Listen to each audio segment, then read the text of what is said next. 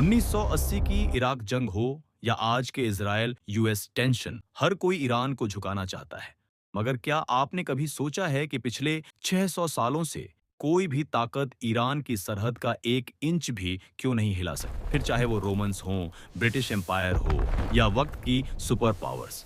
चलिए जानते हैं ईरान के उन कुदरती राज्यों के बारे में जो इसे दुनिया का सबसे मुश्किल किला बनाते हैं। ईरान को समझने के लिए आपको इसकी जमीन को समझना होगा।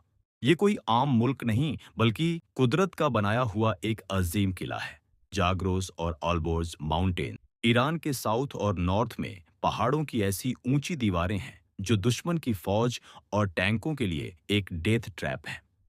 द डेजर्ट शील्ड, अगर कोई दुश्मन पहाड़ों को पार कर भी ले तो अंदर दश्त ए कबीर जैसे खौफनाक रेगिस्तान उसका इंतजार कर रहे हैं, जहां गर्मी और कहत अकाल किसी भी फौज का दम तोड़ देते हैं।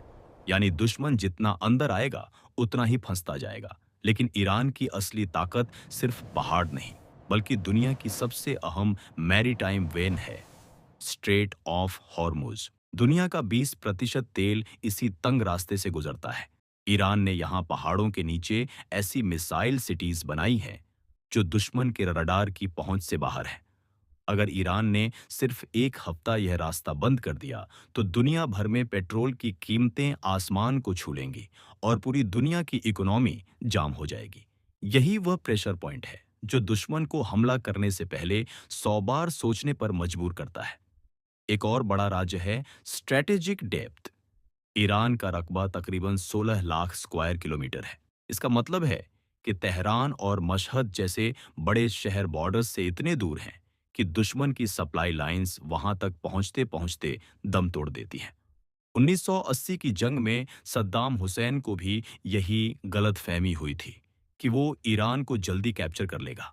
मगर 8 साल की जंग के बाद भी वो 1 इंच जमीन नहीं ले सका। और आखिर में सबसे बड़ा फैक्टर वहां के लोग।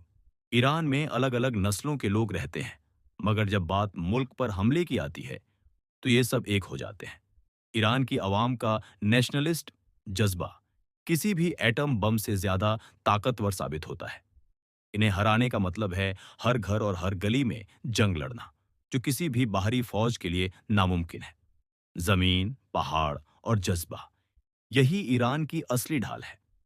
क्या आपको लगता है कि आज के जदीद दौर में सिर्फ टेक्नोलॉजी से किसी मुल्क को जीता जा सकता है? कमेंट में जरूर बताएं और मजीद ऐसी वीडियोस के लिए चैनल को सब्सक्राइब करें।